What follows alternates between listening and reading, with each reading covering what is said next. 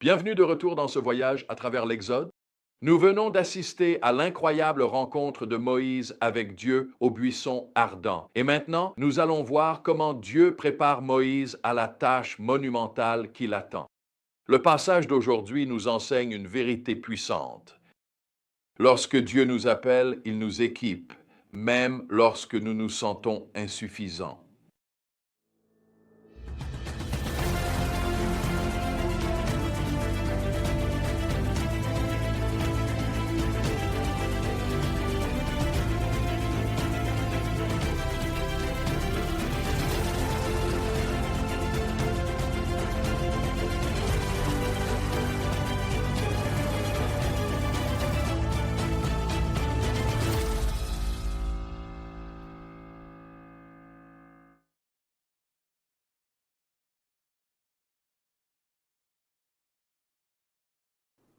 Regardons Exode 3,18 à 4,17.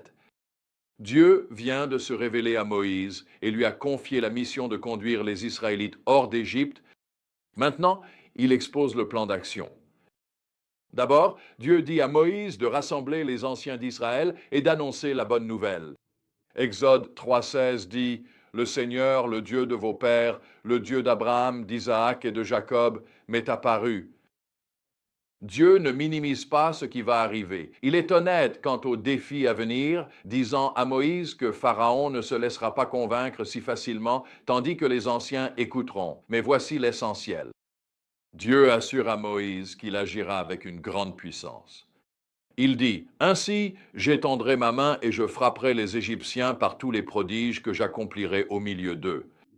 Après cela, alors, il vous laissera partir, selon Exode 3,20. Moïse, malgré les assurances de Dieu, reste hésitant. Il demande: Et s'il ne me croit pas ou n'écoute pas ma voix?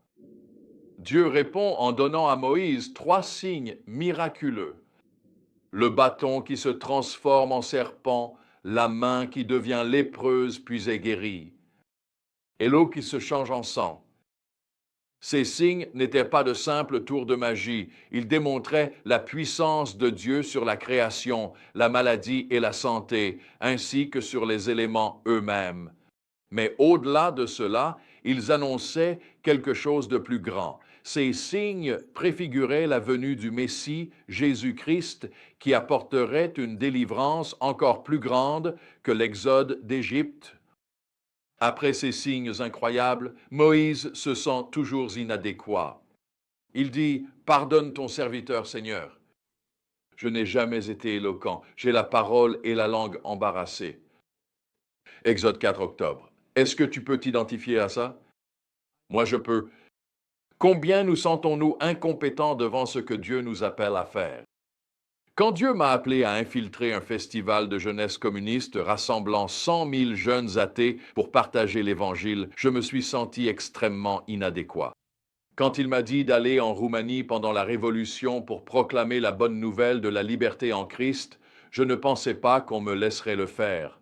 Ces situations paradoxales semblent s'être produites souvent.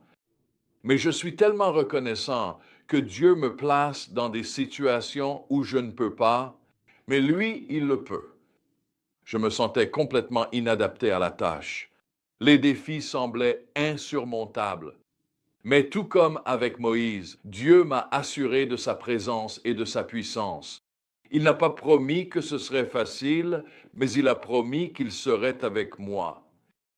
Et vous savez quoi? Ce qu'il a fait avec Moïse, il l'a fait avec nous. Il s'est manifesté de façon incroyable et nous avons vu des milliers de personnes venir connaître Jésus et le suivre. Maintenant, écoutez la réponse de Dieu à Moïse. C'est l'un de mes passages préférés dans la Bible. Qui a donné une bouche aux êtres humains? Qui les rend sourds ou muets? Qui leur donne la vue ou les rend aveugles? N'est-ce pas moi, le Seigneur? Maintenant, va, je t'aiderai à parler et je t'enseignerai ce que tu devras dire. Exode 4, versets 11 et 12. Quel rappel puissant! Le Dieu qui nous a créés, qui nous a donné nos capacités et oui, même nos limites. C'est ce même Dieu qui promet de nous équiper pour accomplir son œuvre. Enfin, Dieu donne à Moïse un partenaire à ses côtés. son frère Aaron, pour l'aider à parler, et il rappelle à Moïse l'importance du bâton qui sera utilisé pour accomplir des signes miraculeux. Alors, que pouvons-nous apprendre de ce passage? Dieu n'appelle pas ceux déjà prêts. Il équipe ceux qu'il appelle. Ne laissez pas un sentiment d'insuffisance vous empêcher de faire ce à quoi Dieu vous appelle. Deuxièmement, lorsque Dieu nous confie une tâche, il nous donne aussi les outils pour l'accomplir. Pour Moïse, c'étaient les signes miraculeux accomplis avec son bâton. Pour nous, il peut s'agir de dons ou de capacités différents.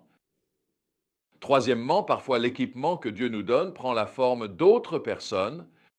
Tout comme il a donné Aaron à Moïse, Dieu nous offre souvent des partenaires, des membres d'équipe ou des mentors pour nous aider dans notre mission.